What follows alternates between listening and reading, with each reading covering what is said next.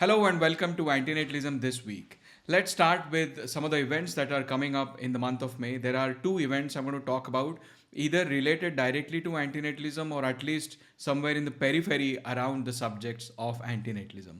First one, which is going to happen on 3rd of May, is by Emile P Torres. Now, Emile P Torres studies human extinction. They have written extensively on this topic. They've written a big book on human extinction. And a few days ago, they had announced that they're going to start a reading group on the topic of extinction and human extinction. The first meeting of that group is going to happen on May 3rd, 2 p.m. Eastern time. So I'm not sure if I would be able to join because that is late night my Indian time, but I'll try and see if there is a recording which is going to be available and then try and access that recording later on. Nonetheless, the event is happening again May 3rd, 2 p.m. Eastern time, and it's going to consist of a talk by Dr. Roger Crisp. Now, Dr. Roger Crisp has written two articles. The links of both articles are present. You would get this email that you're seeing on the screen if you've already registered, subscribed to the reading group. And Dr. Roger Crisp has written about extinction. The expectation is that before you come to this event, you would have read these two articles because I think Dr. Roger Crisp will go through the arguments and then quickly move on to Q&A, and most of the hour is expected to be consisting of Q&A. So what are those two articles? Let's have a look. So the first one is Pessimism About Future, Optimism, Agnosticism and Pessimism. And right off the bat, you can see it starts with a red button kind of version of the experiment. Imagine that a huge asteroid is heading towards Earth. If it hits, it will immediately destroy all sentient life and release various gases which will make it impossible for such life to evolve again. And so on it goes. So yeah, red button comes up quite early on. And I think this is just a different variation of another article that Dr. Roger Crisp had written. Let's have a look at that article also. This is slightly old article, Would Extinction Be So Bad? It was written in 2021 by Roger Crisp. And it talks about extinction. It questions whether extinction would be bad or good. It does not finally take any position. Dr. Roger Crisp does not say that extinction is necessarily bad or necessarily good. But his point in conclusion of this article is that we should not directly jump to conclusions so easily because there are many aspects to consider. Most of the article tries on to align itself on the side where questioning why extinction is bad. Maybe it is good. Before concluding that no, whether it is good or bad, we should not be so hasty to jump onto conclusions. So all this is good. This is mainly about extinction, and you might argue that okay, what has this to do with antinatalism? Antinatalism is about not creating new life. This is talking about extinction, which is one variation is killing off existing life or dying off of existing life. But it touches on antinatalism in at least one aspect. I think it touches in many aspects, but I want to highlight one particular aspect which is mentioned in the article. So here, Dr. Roger Crisp says that he's considering if the extinction does not happen, either immediately or sooner or whenever, if it does not happen, what are the estimates only for humans? How many humans would there ever be in the future? And here, Dr. Roger Crisp quotes some of the Oxford intellectuals. He says, as far as humans alone are concerned, Hilary Greaves and William MacAskill at University of Oxford's Global Priorities Institute estimate that there could be 1 quadrillion, that is 10 raised to 15. That means 15 zeros on after 1. So that is like 1 million billion people. If you consider American million billion system, 1 million billion people to come, and they describe this estimate as conservative. I don't think human brain can even understand or fathom what this number really looks like. This is unimaginably large number for our brains.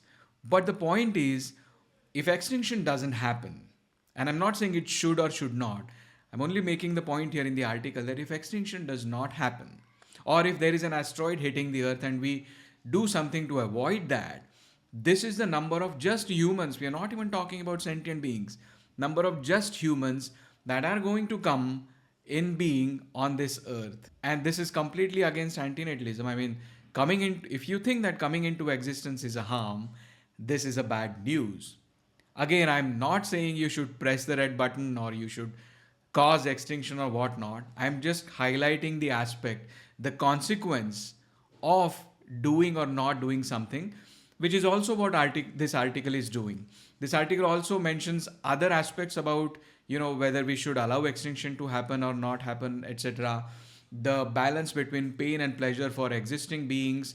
Very interesting article overall, by the way, and I would encourage everybody to read and then join the talk by Dr. Roger Crisp, organized by Emile P Torres on 3rd of May. The next event, which is coming up, is 15th of May, the launch of Antinatalism, Extinction, and the End of Procreative Self-Corruption. This is, I think, more directly related to antinatalism. It is a book written by Amanda Suknick and Mati Hairi, and it is getting launched on 15th May. There's going to be a launch event on this Exploring Antinatalism YouTube channel. So very much looking forward to it. And again, thank you to Amanda and Mati for doing this. Of the ongoing events, Nimrod, and I'm sorry I have been saying his name wrong in the past episodes. I used to say Nirmod. It is actually Nimrod, so apologies for that. So Nimrod, as you know, is doing EuropeAN tour, European tour, where he's going across different European cities, doing antinatalism, activism, advocacy, outreaches, street activism with signs and boards and talking about antinatalism to different people. 1 week of that is over, and he's also making videos summarizing his experiences during these events. What I've done is I've created a playlist, as you can see on the screen. So as and when he makes the videos, I'll add those to these playlists so we can all see at one place all his ongoing journey through this outreach and activism events. Now 1 week is over. The next week is going to look something like this. It's going to start Monday, France, in Paris. On 22nd and 23rd of April, he'll be in Paris. In Belgium, Brussels on 24th of April. And then on 25th, he'll go to Leuven. I hope I'm saying that name right. And then on 25th and 26th of April, he'll be in Antwerp, or I think it's even called Antwerpen. And then he moves to Netherlands, Rotterdam, 26th and 27th of April, Friday, Saturday. And then finally in Amsterdam on Saturday and Sunday, 27th and 28th of April. So again, looking forward to the next week. Hope he gets to meet many people and gets to talk about a lot about antinatalism to as many people as he can. I have talked about this event in the past episodes of Antinatalism this week also. Antinatalism versus pronatalism, is depopulation good or bad, by Victor Moroz. That event has finally happened, but of course I could not attend it because the time zone did not match. However, fortunately, the recording of the event is available, and it is here on this YouTube channel, the Philosophy Club. I went through all the 2 hours long recording, and I must say that the event has exceeded my expectations. I thought that part of the discussion would be about antinatalism, pronatalism, but main focus would be about demographics and population and depopulation. But what has happened probably is that, of course, they talk about demographics, they talk about population, depopulation, reduction in population, birth rates, the birth cap documentary by Stephen J. Shaw, and all of that. And they also talk about whether that is bad or good. It was a very balanced discussion anyway. But a large portion, I would say, in fact, the main portion of this 2-hour long discussion was dedicated to the philosophical arguments, both pro and against natalism. So both antinatalist philosophers were discussed and pronatalist philosophers were discussed. But even that was with the focus on antinatalism. So they started with Benatar, then they went through Magnuson, who is they're presented here as pro-natalist, so criticism to Benatar. In reaction to that, Elias Moussavi's defense of Benatar. Then Anka Gaius is another philosopher who is pro-natalist. Then they talked about Shifrin, Shauna Shifrin or Sienna Shifrin, however you say her name, and Ashil Singh's argument for sort of antinatalism. There was a lot of back and forth just within the content of the video itself, like antinatalism, pronatalism. And along with that, people were discussing in a back and forth manner. Overall, I thought this was a very good and serious discussion and mature discussion on both sides of, natalism, antinatalism, as well as pronatalism. At the end of it, they also touched upon extinction part, but I think they're going to take that in the next episode, and the next part is going to be sometime in the month of June. I would be following when that happens, but I am happy like this sort of discussion is happening. I'm just not happy that I am not able to attend this because of the time zone mismatch. Nonetheless, the recordings would be available. So absolutely looking forward for the June event. I will keep on reminding when the event is published. Before I go ahead, one correction in what I had said in the last episode of Antinatalism this week. In that episode, we were looking at Lenny's research work into Norbert Grabowski and Koenig. And then I had said that Grabowski published through two publishing houses. One was Max IV, through which Koenig also published, and another was Mark Lemstead. But it turns out, and Lenny actually pointed this out in the comments in that video, that Mark Lemstead is was actually a scholar. So here, if you see a complete list of Grabowski's books published by Max IV, that is a publishing house, can be found in Mark Lemstead's book. So Mark Lemstead was a scholar who was studying the history of these publications of this publication house, and his work, Grabowski's list, could be found, is what Lenny was saying there, and I sort of misunderstood that and said it wrong. So that is one correction.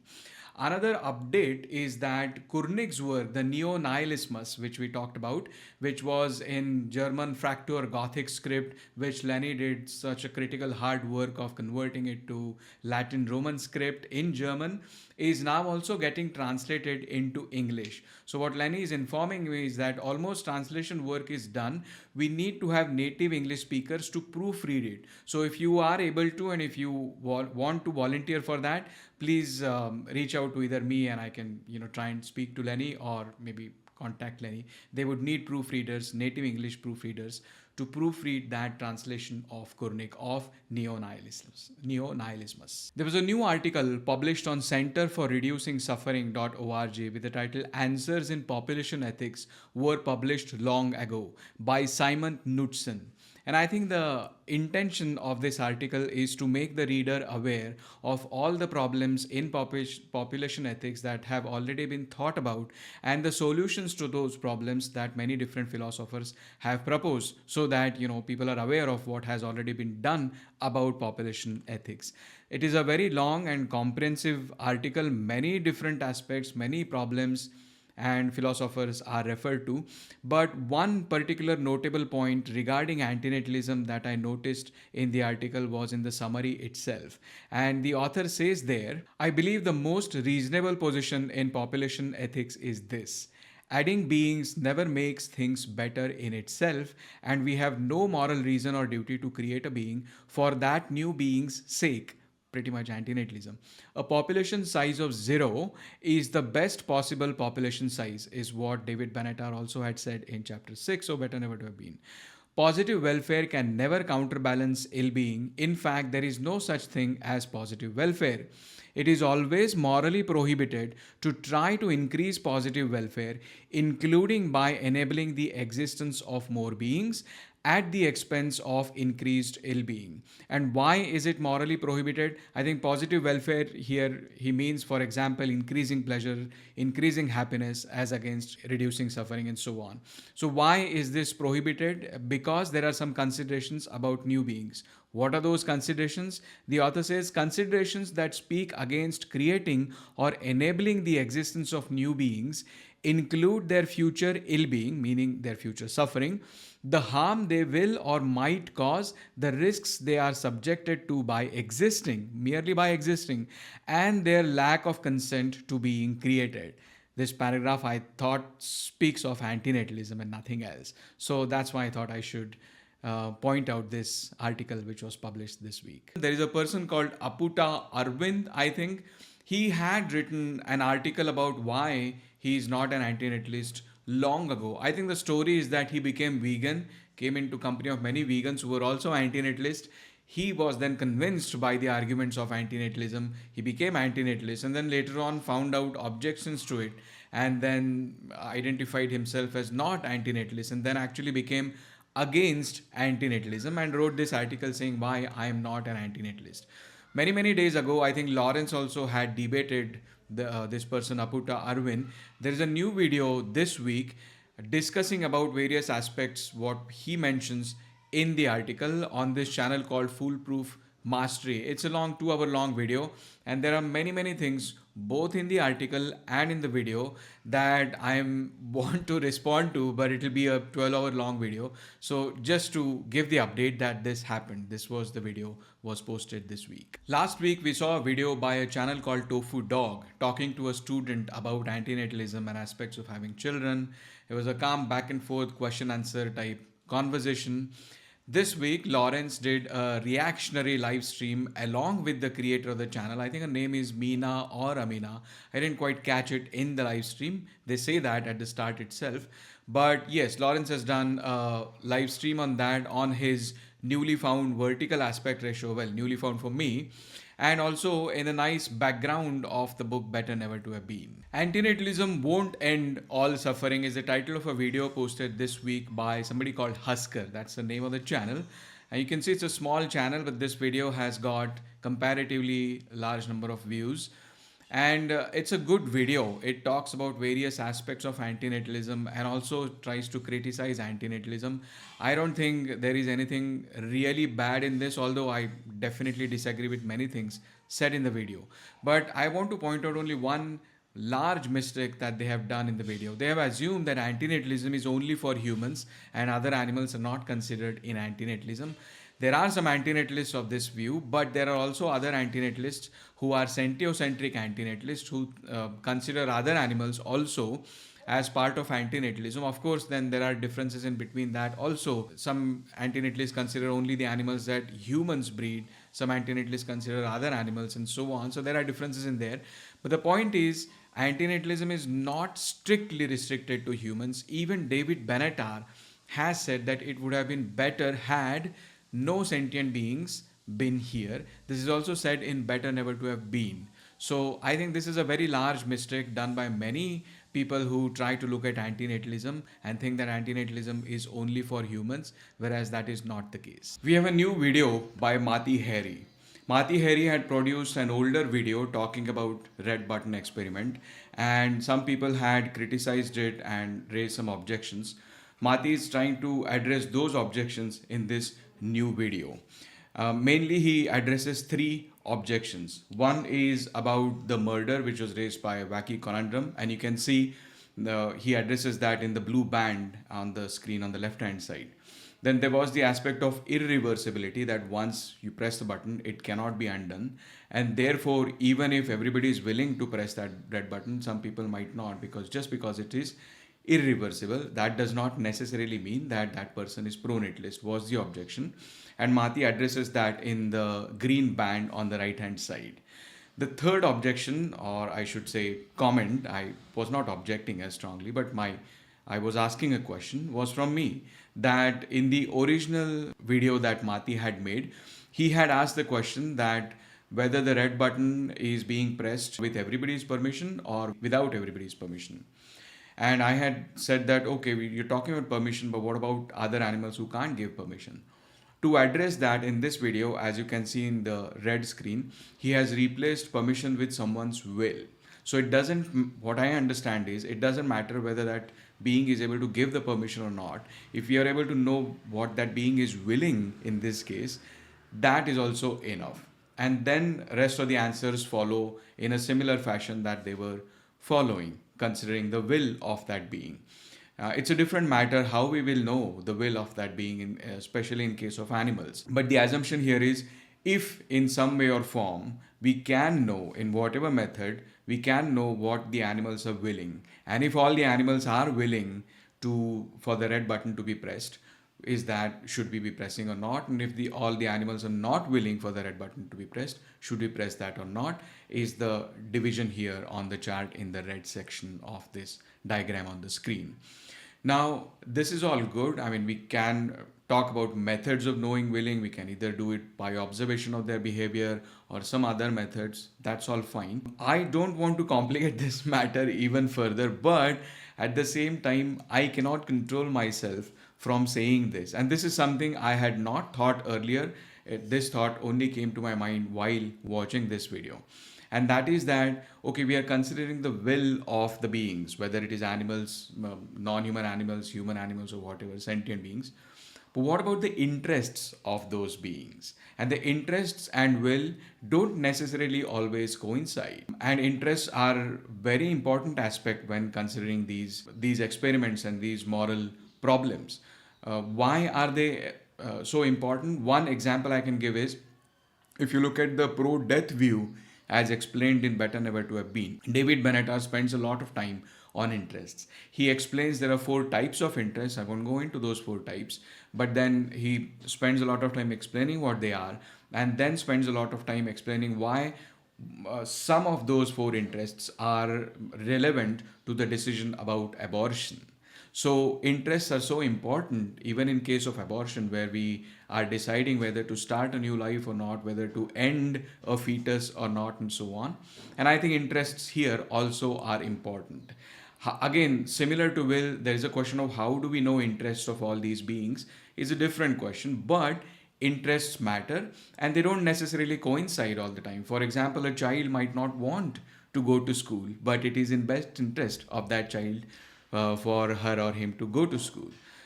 This is a superficial example to show that interests don't necessarily always match with the will of the being. And therefore, there must be some weightage given to the interests of other beings, including humans. This does not necessarily mean either way whether you should press the button or not press the button. It could mean that it is in the best interests of these beings to not press the button because they have a preference to continue their existing. But at the same time, it might also, they also have an interest to not suffer. They also have an interest to not increasing suffering. And that could lead to another way. I'm not pointing in either way. I'm just stressing on the fact that as much as will is important, interest also is important. And it would be interesting to see if somebody can draw a chart based on interest and the intersection of interest and will. But anyway, I like the video. Of course, I like this kind of discussion. So thank you to Matt. 86th episode of Exploring Antinatalism podcast was released. This was an interview of Todd May. Todd May is a philosopher and author of many books on the topics of philosophy. And I should say right at the start, there is a reference to Laura Ingraham, Infowars of Alex Jones and Ben Shapiro. So that is just a warning. Now, is Todd May an antinatalist? Is he a pronatalist? What is he? To know that, you need to watch the interview. Most of the video, or a large part of the video, talk about his new book which is coming up called as Should We Go Extinct? A Philosophical Dilemma in These Unbearable Times. And in the book, he seems to have evaluated various aspects of extinctionism or other extinction. What is good about extinction? What is bad? What is that we are going to lose? They also talk about the aesthetic value that we would be losing if we go extinct, if humans go extinct. The values like value of art, value of music, and so on. All that is good. It's a very interesting video. But there is one section in the video where Amanda asks a very important question and to which Todd answers. I want to respond to that particular section just in this video. I mean, I can respond to the entire video and different aspects, but I would not be doing that mainly because one, I would want everybody to go and watch the interview, and two, it will take me 2 hours just to make that video. So I'm just going to respond to one specific section, one question and the answer to that. At the concentration camp, so like for the sentiocentric antinatalist, the real tragedy of human extinction is not what will be lost, the loss of our art. I mean, that's all very sad. And as a pro-extinctionist, you do sort of live part of your life in mourning. I do concede to that. But it's this idea that our greatest ethical failure would be to leave sentience, the rest of sentience behind here to suffer. Do you have any thoughts on that? So just in case if the audio was not properly audible because of whatever settings I have, Amanda is asking that if human beings, the human species go extinct, of course there would be aesthetic loss in terms of it be losing the art and music and all that. But more important than that is we would be leaving behind us a lot of suffering in terms of whatever other sentient beings that exist on the planet today and the process of natural selection that they keep on going through. We would be leaving all of that suffering as it is and just going extinct ourselves, and that would be a bigger tragedy than the aesthetic loss through the extinction.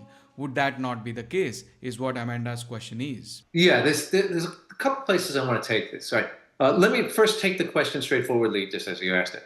The uh, to say we have a responsibility if we were to go extinct to have other sentient life go extinct presupposes that we know the answer to what sentient life would look like without us.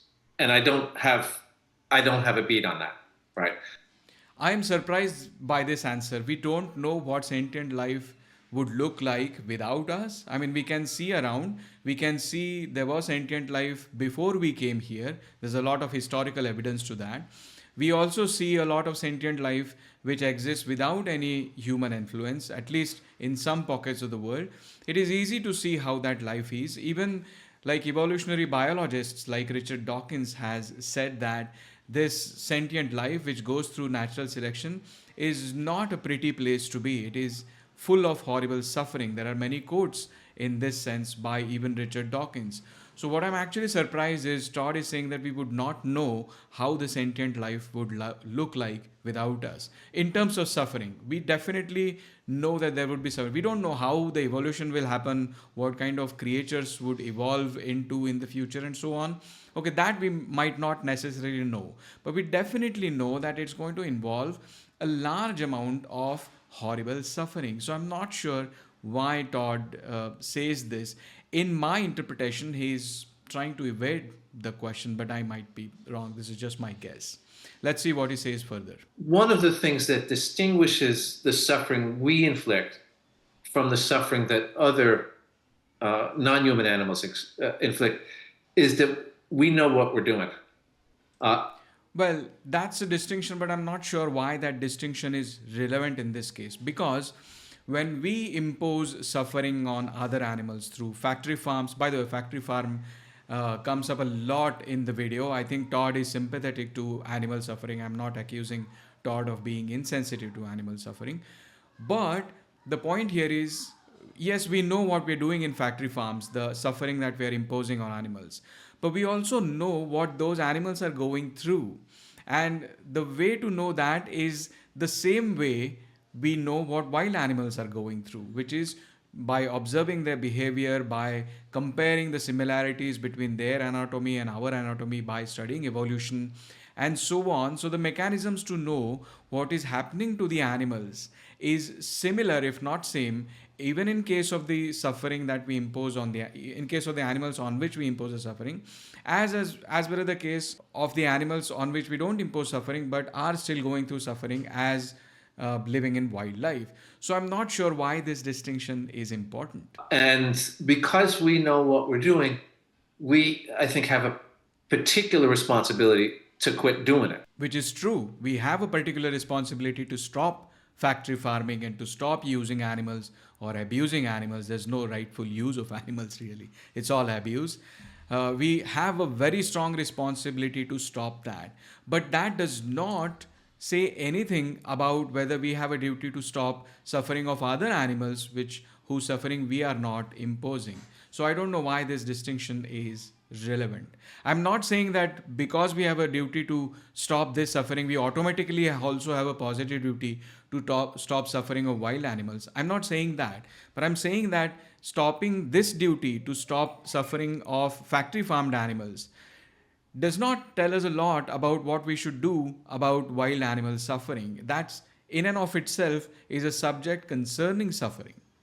That's all I wanted to respond. Rest of the video, of course, it's an interesting video. Everybody should go and watch. There was a new episode on Antinatalist Advocacy podcast, 10th episode. And this time they brought out criticism of antinatalist advocacy. These are the criticisms made by or compiled by Lenny and Wacky Conundrum, and I think Mark Maharaj also contributed to some of the criticisms, although Mark was not present in the video.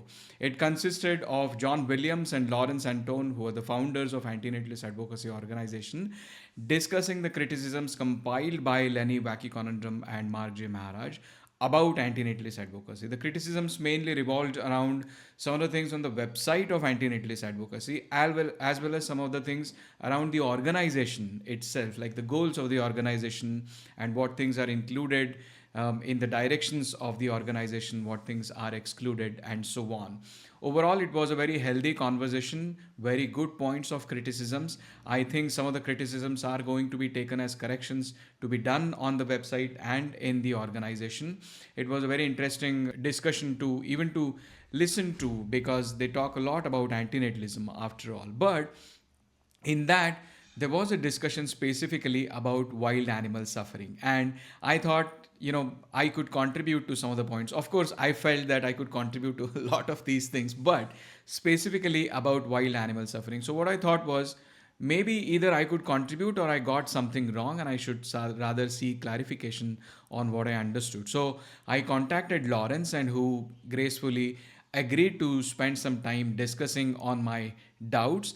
That is a video I'm going to play at the end of this, where we discuss aspects about wild animal suffering. Should the problem of wild animal suffering come within the realms of antinatalism? Should the problem of preventing procreation of wild animals come within the realms of antinatalism? If it does, why? If it does not, why? And then, would human extinction before the problem of wild animal suffering is solved would be good, bad? If it is good, why? If it is bad, why? Does it relate to antinatalism? I know we briefly touched upon the Exploring Antinatalism podcast part also, where this question was addressed. And therefore, I think wild animal suffering was probably the highlight of this episode of Antinatalism this week. Let's have a look at what we discussed, what I discussed with Lawrence on this topic. All right. Okay. So let's talk about wild animal suffering part, which you had discussed in this latest animal antinatalist advocacy podcast, as well Mm. as with Karim Akirma and your position on that. From the podcast, what I understood was, and Lenny was saying this, that the reason wild animal suffering is not within the realms of antinatalism. And I'm addressing only the part where we ought to prevent procreation of wild animals if Yeah. we have to. Only that part, not about helping wild animals, and that obviously is not in antinatalism.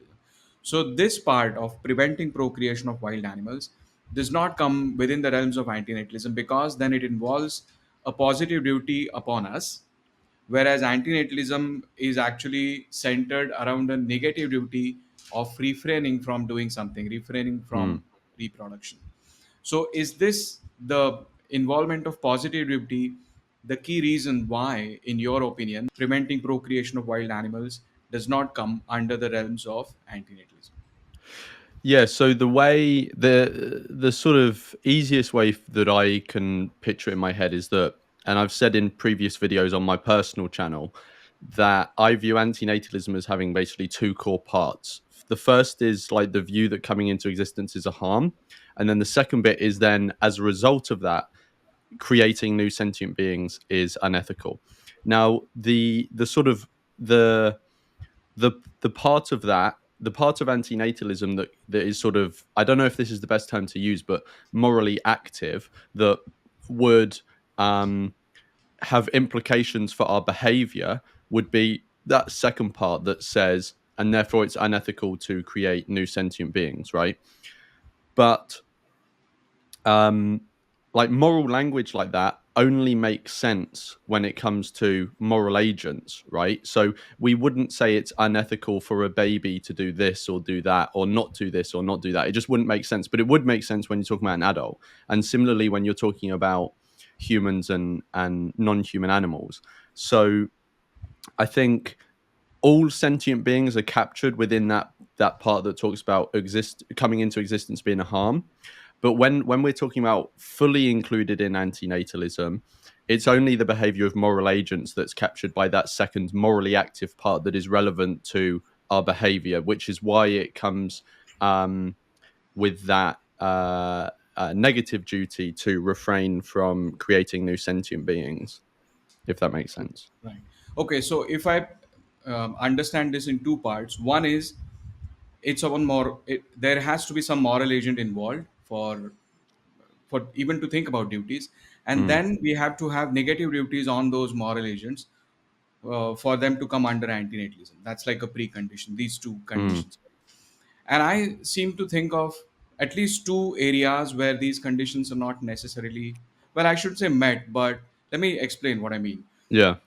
So, for the part of moral agents, think of the drowning child scenario, the drowning Yes. Yeah. child thought experiment. You know that, and I think many people know that. Yeah. Yeah.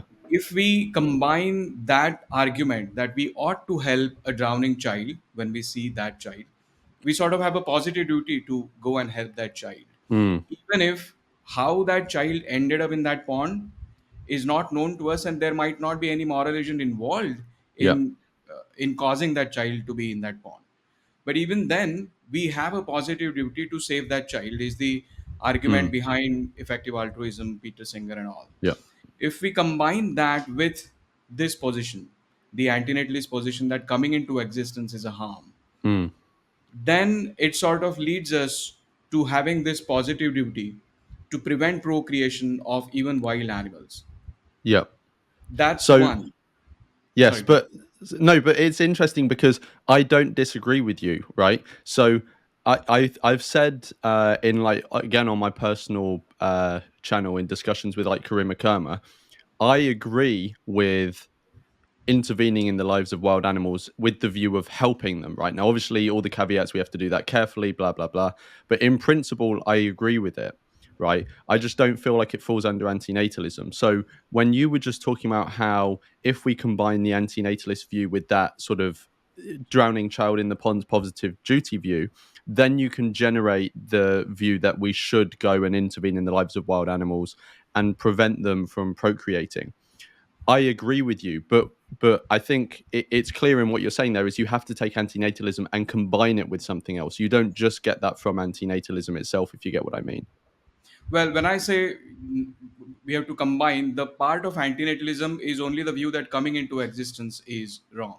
If you consider the second part, that as a moral agent we ought to do something or not to do something, then that compels us in, is what I feel, to include this duty, this positive duty. And Right. I just Sorry, want to go add on. to that the part of positive duty, that if including a positive duty is the reason for reluctance to include this in antinatalism, I want to bring up the pro-death view of abortion of Mm. David Benatar, right? So if you imagine a woman who is pregnant by whatever mistake, negligence, whoever is responsible for that, but she is pregnant, pro-death view involves a positive duty that that woman should have abortion. So we have Yes. instances where positivity is involved within Well, antinatalism. no, but this is actually interesting because I'm actually working on a video at the moment, which I won't say anything more about because I don't want to reveal it at the moment. But it actually involves a discussion on the pro-death view. Like, and I'm laughing because I was literally writing about this exact thing yesterday about why the pro-death view is informed by antinatalism, but it's not implied by antinatalism.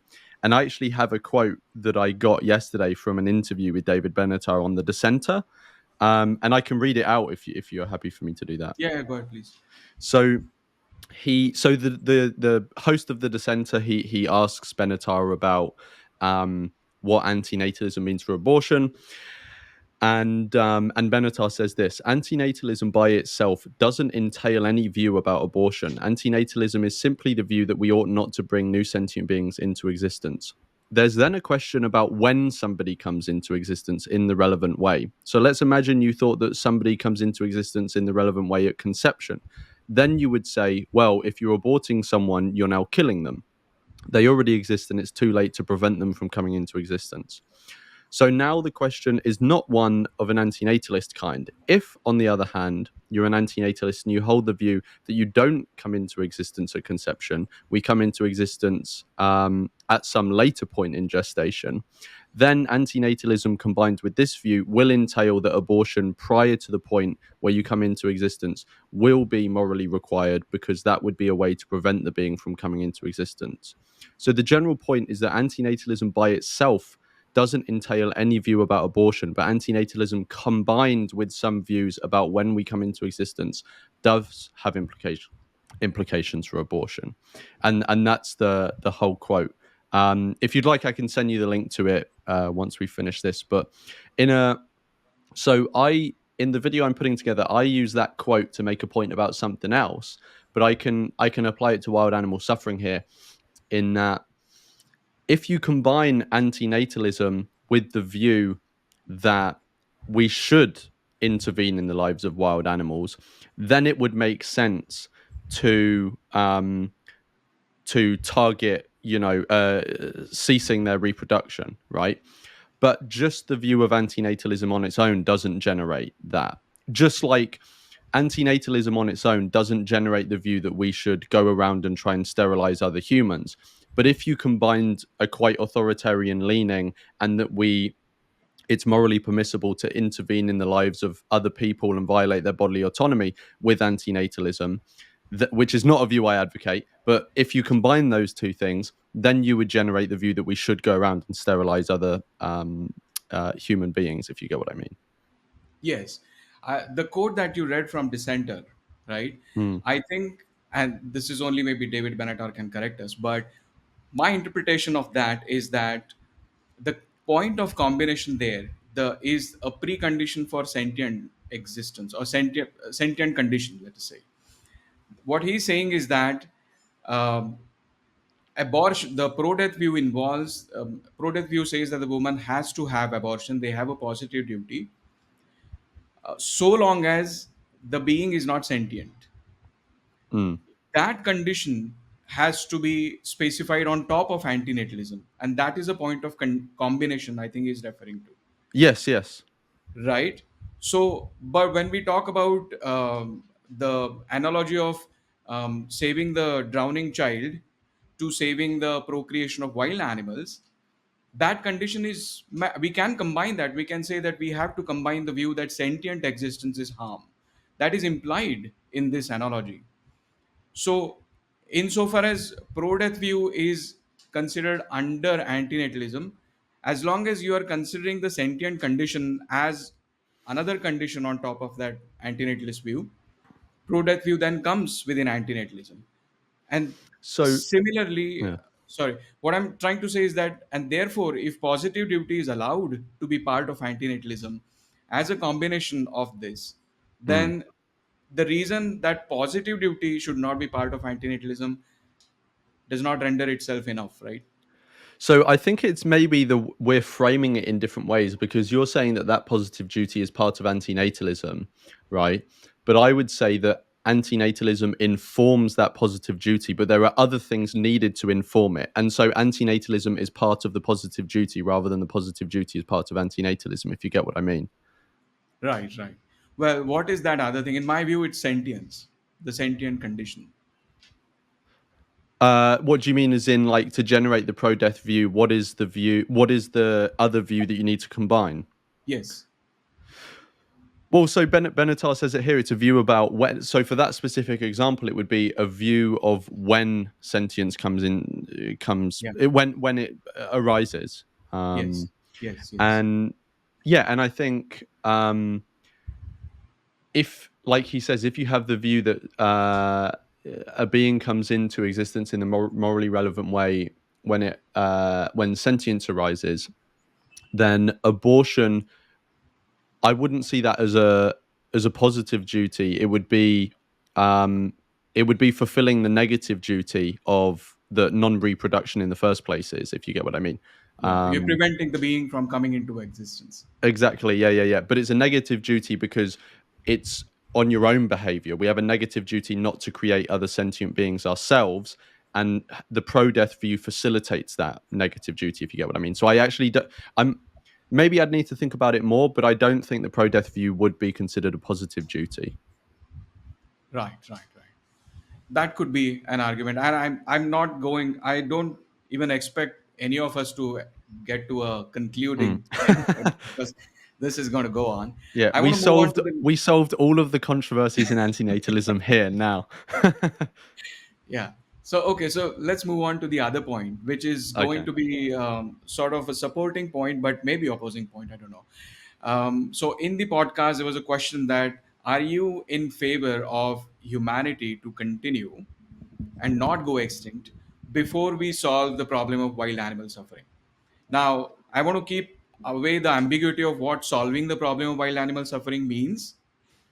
But whatever that problem is, whatever the solution is, should humanity continue to exist and not go extinct if it were to go extinct before that? And if that is the case, would you rather encourage people to have children so that humanity continues until such a point that this problem is solved? And what I understood from the podcast is both you and John were of the opinion that no, we would not rather do that. Is that right or is that wrong?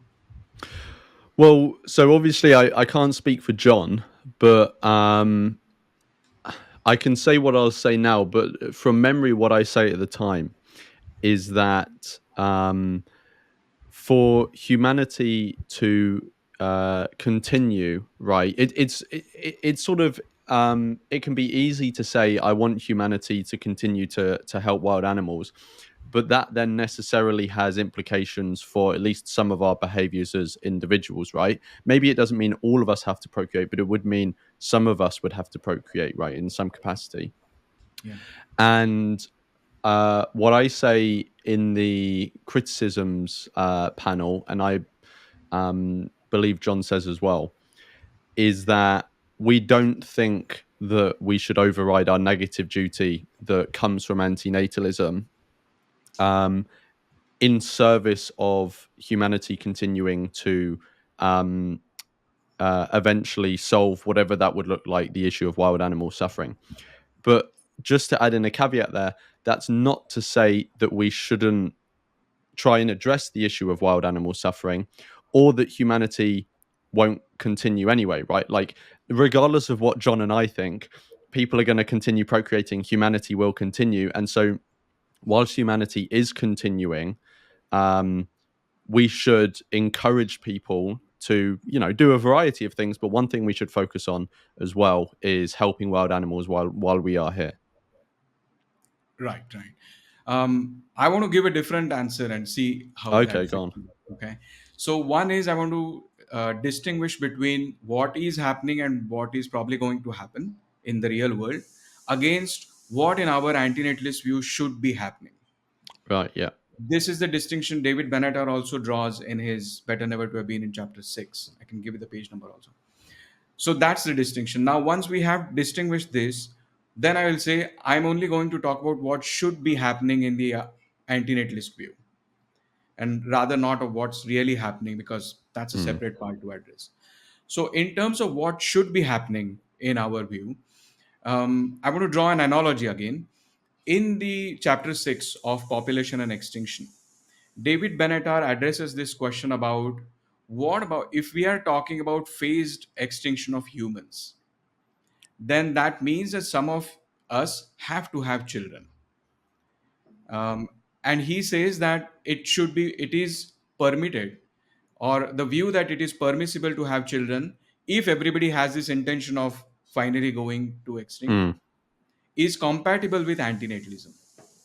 And he addresses also different views on that. So I think mainly, if I remember, he addresses three views. One is pure consequentialist view, that ultimately the consequences, we're going to be extinct, so that's good, no problem. Another is a weaker deontologist view, and the third is a stronger deontologist view. The stronger deontologist view is that no, you are utilizing somebody else, you're bringing somebody else here who is not interested in solving your problems. That is definitely not right. So that's a stronger deontologist view, and that is not compatible with this view of antinatalists that mm, some people we are permitted to have some children. The weaker deontologist view, he says, there is conditionally you can say that we can have some children if we are reducing the suffering. And he goes into details of these three views. There's also a table, in fact, in chapter 6.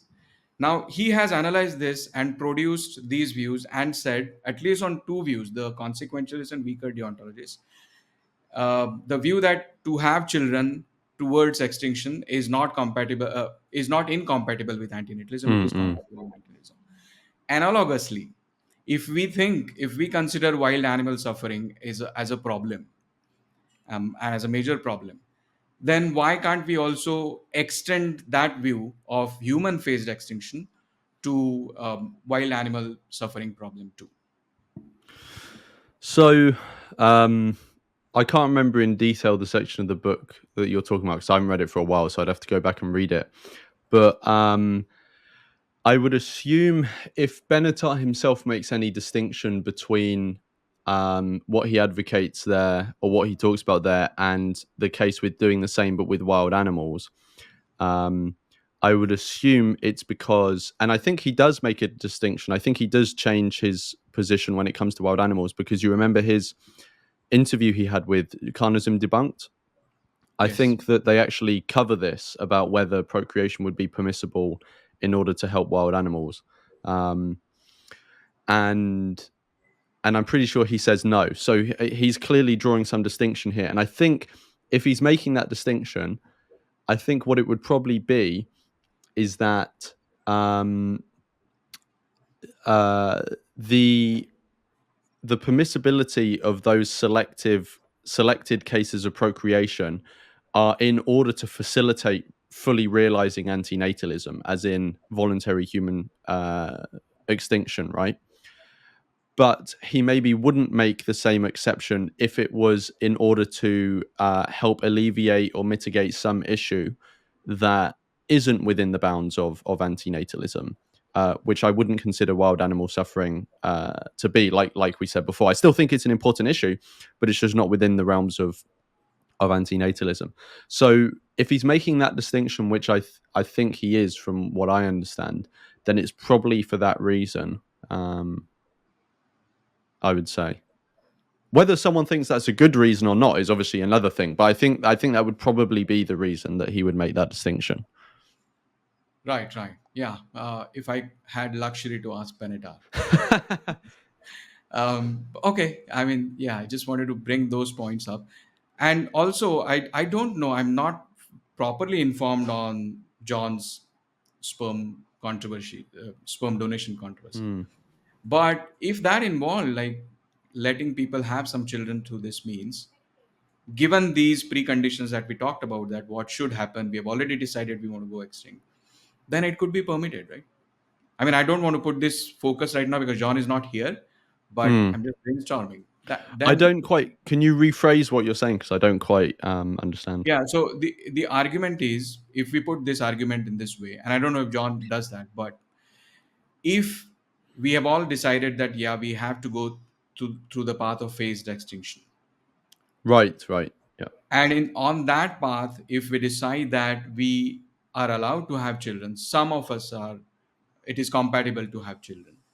Yeah. Then Right. whether we have those children biologically or whether we have those through sperm donation, such that we Right. have a luxury of even selecting the children who would be thriving during the period of phased extinction, they would be less harmed than other children. Right. What's wrong in that? Right. I understand. So that isn't what John was saying, but understanding what he was saying in the way I do, I would probably say that there is it would also apply to what you're saying. Yeah, I think in the way that he was saying, that particular line of reasoning would see um, those donations to sperm bank as not, with all the caveats that he gave, which I think a lot of people missed, but with all those caveats, that being compatible with antinatalism, then what you've just said would probably be compatible with antinatalism under the same sort of rubric or logic, or whatever the correct way of saying it is. Right, right, right.